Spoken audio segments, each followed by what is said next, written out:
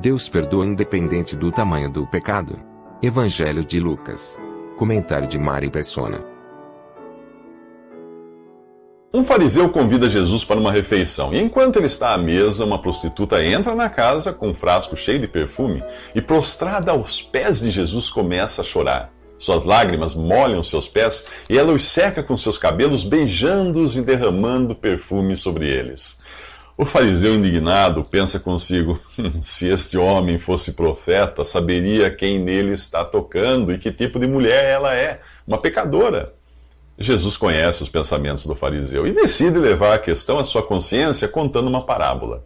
2 homens deviam a um certo credor. Um lhe devia 500 denários e outro 50. Nenhum dos dois tinha com que pagar. Por isso perdoou a dívida a ambos. Qual deles o amará mais? O fariseu responde: suponho que aquele a quem foi perdoada a dívida maior. A resposta está correta, mas será que a sua consciência foi alcançada? Aos olhos de Deus, o fariseu e a prostituta estão igualmente falidos. Ele pode até dever pouco e ela muito, mas Deus oferece a ambos o perdão independente da dívida. Aparentemente, apenas a prostituta tem a convicção de sua dívida ter sido quitada. O fariseu nem sequer se deu conta do quanto deve para Deus. Dirigindo-se ao fariseu, Jesus diz: Vê esta mulher? Entrei em sua casa, mas você não me deu água para lavar os pés. Ela, porém, molhou os meus pés com as suas lágrimas e os enxugou com seus cabelos. Você não me saudou com um beijo, mas esta mulher, desde que entrei aqui, não parou de beijar os meus pés. Você não ungiu a minha cabeça com óleo, mas ela derramou perfume nos meus pés. Portanto, eu lhe digo, os muitos pecados dela lhe foram perdoados, pelo que ela muito amou. Mas aquele a quem pouco foi perdoado, pouco ama. Ela não está ali em busca de cura física ou prosperidade material. Ela veio agradecer. Se ela ama tanto assim, é porque a sua fé lhe dá a certeza de um grande perdão. Jesus declara aquilo que ela, por fé, sabe ter obtido. Os seus pecados estão perdoados. E para que ninguém venha a pensar que o perdão seja para recompensar a boa ação da mulher, Jesus diz a ela: a sua fé a salvou. Vá em paz. O capítulo 11 do livro de Hebreus diz que a fé é a certeza daquilo que esperamos, é a prova das coisas que não vemos. Você consegue entender por que a salvação é pela fé e não pelas boas obras? Nos próximos 3 minutos, nós encontraremos outras mulheres que foram igualmente perdoadas de seus pecados e agora seguem a Jesus. E não apenas o seguem, mas o servem com seus bens. Depois disso, Jesus ia passando pelas cidades e povoados, proclamando as boas novas do reino de Deus. Os 12 estavam com ele, e também algumas mulheres que haviam sido curadas de espíritos malignos e doenças. Maria, chamada Madalena, de quem haviam saído 7 demônios, Joana, mulher de Cusa, administrador da casa de Herodes, Susana e muitas outras. Essas mulheres ajudavam a sustentá-lo com seus bens.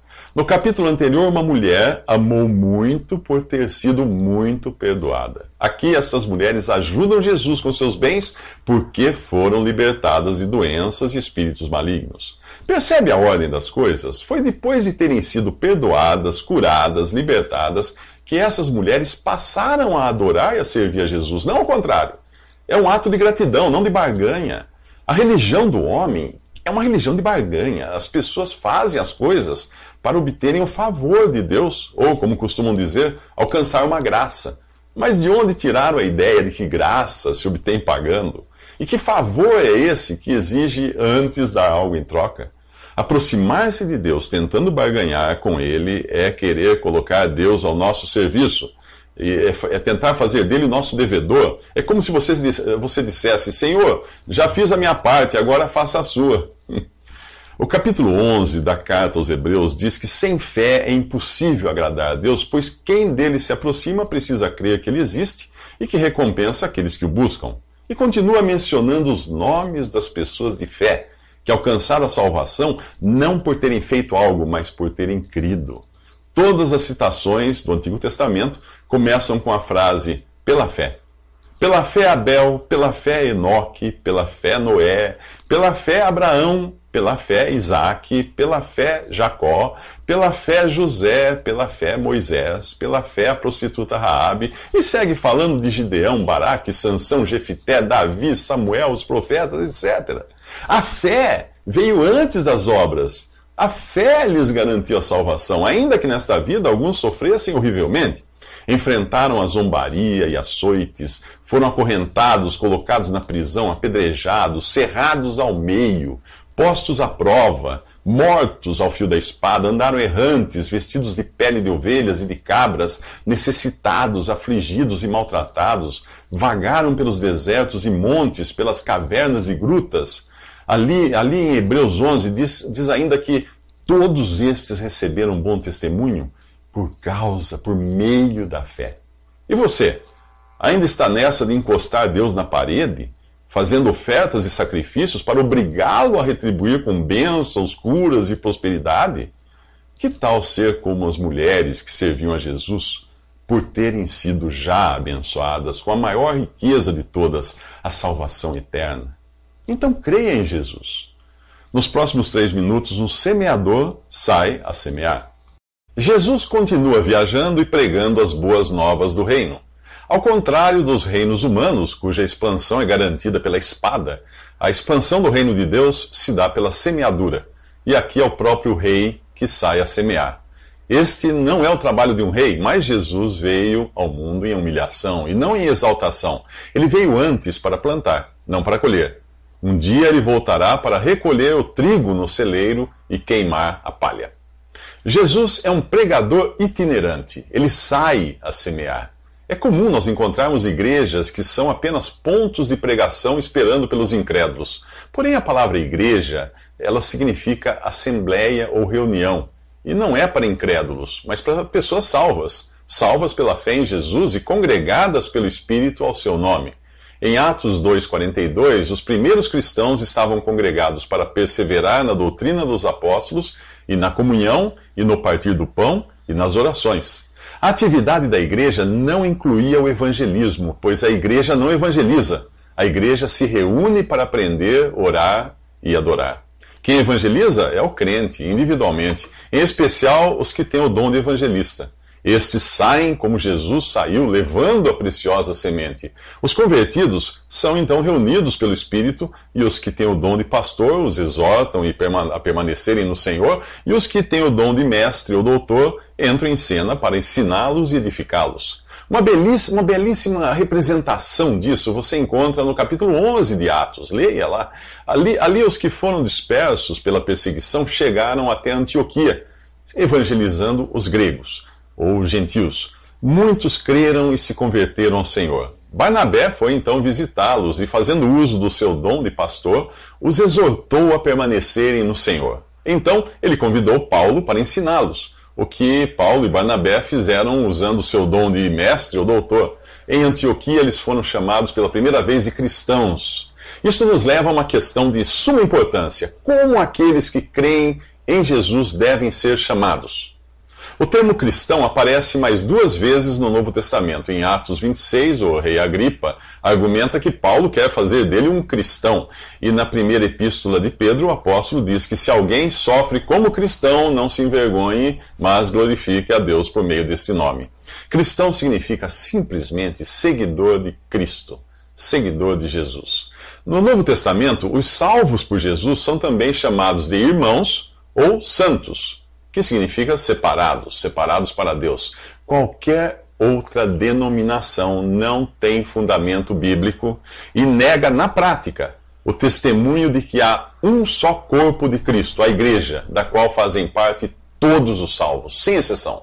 Você acha que Deus aprovaria que os salvos por Cristo se identificassem por diferentes denominações? Nos próximos 3 minutos, saiba por que Jesus falava por parábolas. Parábola é um estilo de comunicação que faz uso simbólico de pessoas, coisas e situações para transmitir um ensinamento. Jesus fala por parábolas nos evangelhos, porém o leitor desatento poderá achar que isso seja para simplificar, facilitar o entendimento. Muito pelo contrário. Ele fala por parábolas não para simplificar, mas para ver até onde vai o interesse dos ouvintes. Pessoas indiferentes não estão interessadas em entender. Portanto, para elas, as parábolas não fazem qualquer sentido e não trazem qualquer benefício. Em Mateus 13, os discípulos perguntam por que Jesus fala por parábolas e ele responde: a vocês foi dado o conhecimento dos mistérios do reino dos céus, mas a eles não. Por essa razão eu lhes falo por parábolas. Porque vendo, eles não veem, e ouvindo, eles não ouvem e nem entendem. Neles se cumpre a profecia de Isaías, que diz assim: ainda que estejam sempre ouvindo, vocês nunca entenderão. Ainda que estejam sempre vendo, jamais perceberão. Porque o coração deste povo se tornou insensível. De má vontade ouviram com seus ouvidos e fecharam os seus olhos. As parábolas servem para testar os ouvintes e ver até onde vai o interesse de cada um. Os indiferentes ouvem e não entendem.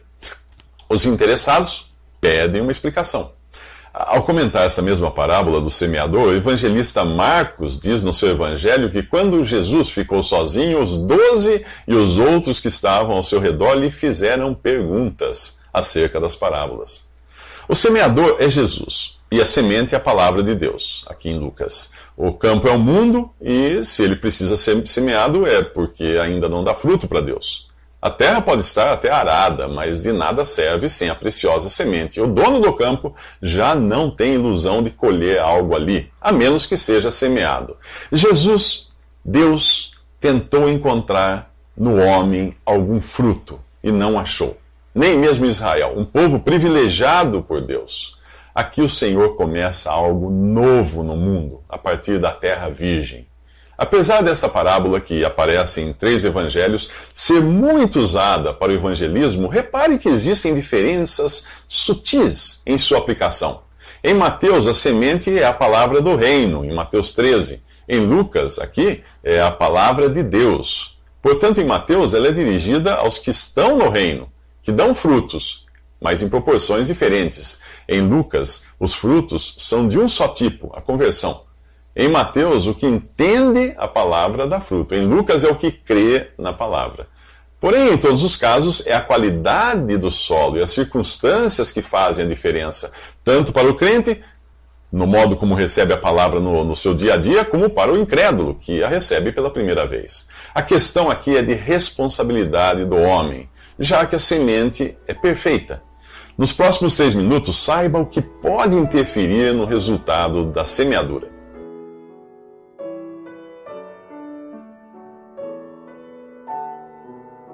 Visite Respondi.com.br. Visite também 3minutos.net.